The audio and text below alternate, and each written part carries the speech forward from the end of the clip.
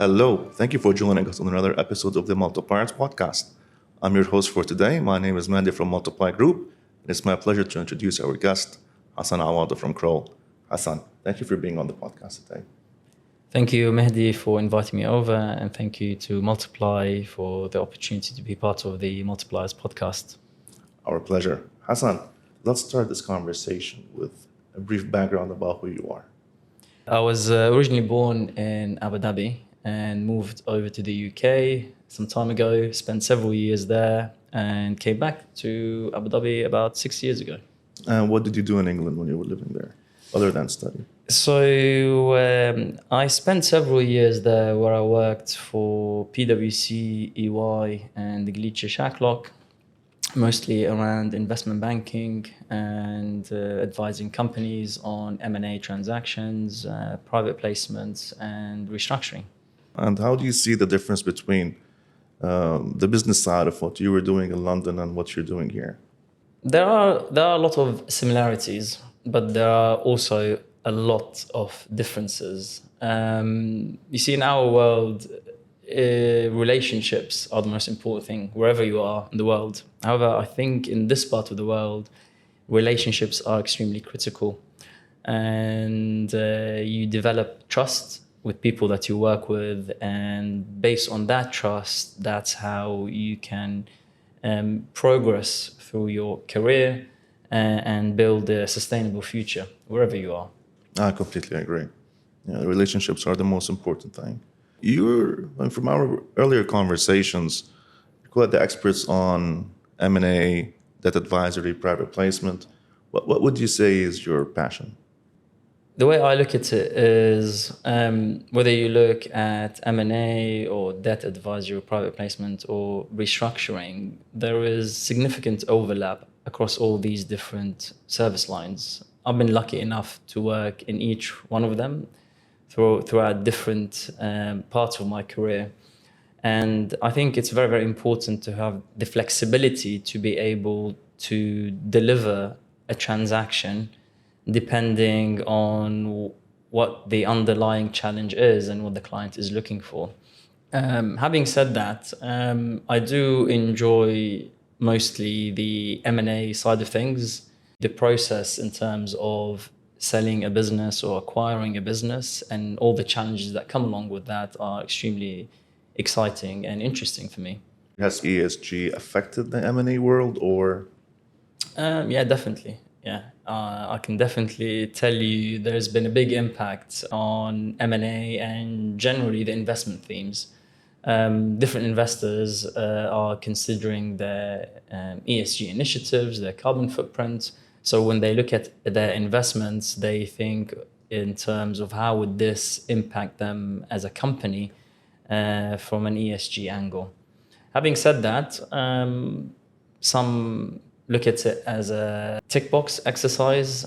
Some of them are more passionate about it and have a deeper involvement in terms of the ESG sector in general. That's interesting. And over the past couple of years, from our conversations as well, I know what's been keeping you busy is a lot of IPOs, a lot of restructuring. So tell us a bit about what's been happening. Sure. Going back to my point about when you develop that skill set where you can leverage it across different transaction types in this part of the world, and I think other parts as well, you need to have that flexibility. So if you look back over the last 2 to 3 years, we've had a strong wave of IPOs.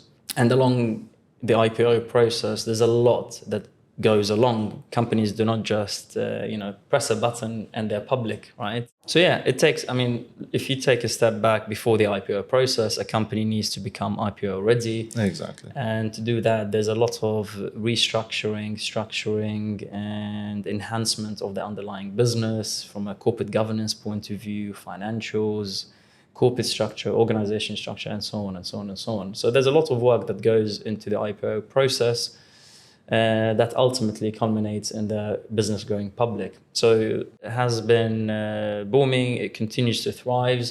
I think the market now is stabilizing from an IPO point of view. And then you look at the M&A as well. There's been a strong M&A across the region, whether that's locally and cross-border. So we've seen In any particular sectors, you're seeing this M&A boom or? We've seen it across different sectors. I can definitely tell you where we haven't seen much. That's definitely around the construction sector and the real estate sector. We've seen But didn't more. those happen earlier? Yeah, so there was. So what I was going to say, there's been more of a consolidation play across some of the big players, reorganization of some of the players and assets. Yes. But we've seen a lot of interest in healthcare, education, wellness, beauty, and then obviously tech. Tech is a very interesting area. One of your passions. Yes, it is. I love anything. I love anything to do with tech. I always AI versus blockchain. Who's going to win? That's a very interesting question. The way I look at it, blockchain has been around for some time, as well as AI. AI has been for Longer. many years, even longer. Right. So there was a lot of talk about blockchain and crypto and different sort of But they're products. different. If you look at it, it's been around for some time. There's been a lot of talk about use cases and what can be done with it. And there was stuff like DeFi, metaverse, NFTs, and so on. Yeah. All of that, right? Decentralization and so on. Some of it is extremely interesting, and we see it being deployed and utilized in certain areas. However, if you look at AI, and one of the things that I really love about AI is when it sort of blew up into the market around January last year, when ChatGPT was released, there was a big buzz about it. And a lot of people are saying, oh, it's a hype, the bubble's gonna pop, and so on and so on. That's different people have different views on that. I'm not gonna get into that and the valuations and how ChatGPT now rumoredly is valued at around $90 billion, where it's generating revenue of around 1 billion, so almost 90 times revenue, but that's a different discussion for a different day. But what I like about it is the use cases, right? You can go and use ChatGPT immediately and you can see how useful it is. And loads of people are using it. So if you look at generative AI to be specific, so what I like about it is the use cases, right? You can immediately use it. You use different products and services that are out there. So whether that's ChatGPT or Claude by Anthropic, and or so many different other ones, Midjourney and so on.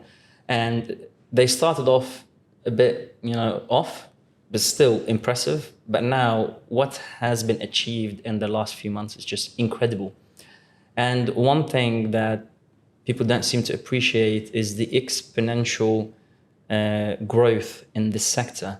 And I don't mean in the sense of companies, startups, or products and services. No, what I mean is in terms of development, how quickly things are improving. It's just scary, right? So when things used to take 10 years, they're taking months in AI time or world. So it's a bit scary what can be achieved. I love the sector. I think it's extremely exciting, and I can't wait to see what else will come on the back of it. Well, it seems you know a lot about AI, blockchain, a lot of other things. And I think that helped you as a mentor to a lot of entrepreneurs. So tell us a little bit about that. Sure. It's a very good question. One thing I've noticed with entrepreneurs is on the point in terms of being up to date with the latest trends from a tech point of view, as you mentioned, blockchain, AI.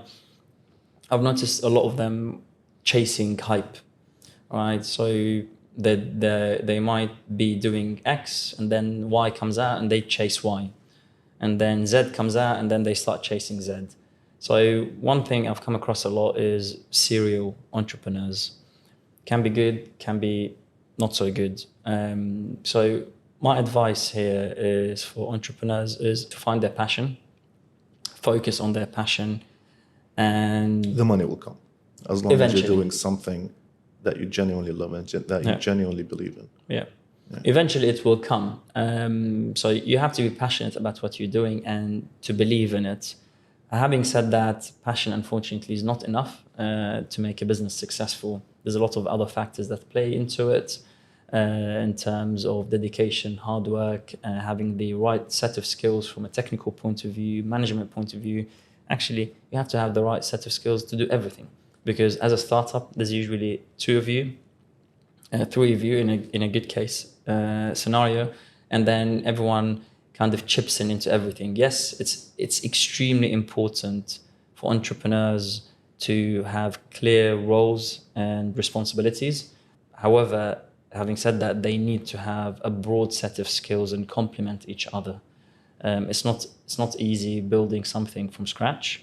It takes a lot of hard work.